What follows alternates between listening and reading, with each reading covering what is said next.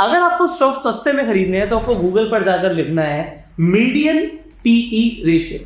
अब जैसे ही आप गूगल पर लिखेंगे मीडियन पीई रेशियो तो आपको स्क्रीनर.इन की वेबसाइट मिलेगी, इस पर आप क्लिक कर दीजिए।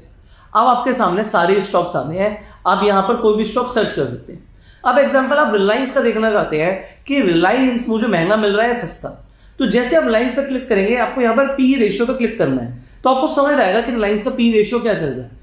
इस वक्त जो रिलायंस का पी रेशियो चल रहा है वो चल रहा है 25.9 का, और इसका जो मीडियन पी है वो 26.1 का है। इसका मतलब है कि रिलायंस अभी अपने मीडियन पी से सस्ता मिल रहा है।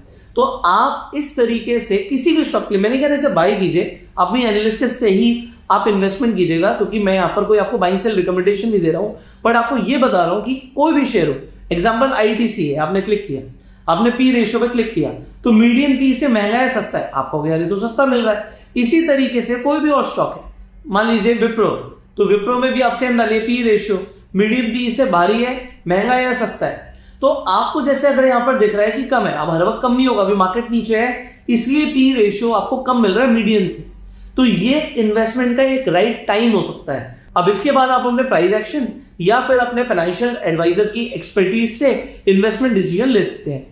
फाइनली आप क्या कीजिए, आप एसआईपी कंटिन्यू रखिए। अगर आप एसआईपी करना चाहते हैं तो आप जो स्क्रीन पर नंबर आ रहे हैं, नंबर आप सेव कर सकते हैं और इस नंबर पर कॉल करके आप जानकारी ले सकते हैं। अब आपको मुझे क्या बताना है कमेंट्स में, ऐसे कौन कौन से स्टॉक्स हैं जिनका पी अभी उनके मीडियन से ज्यादा चल रहा है। सो कमेंट में उन स्टॉक्स का नाम बताइए and share this video to spread the awareness.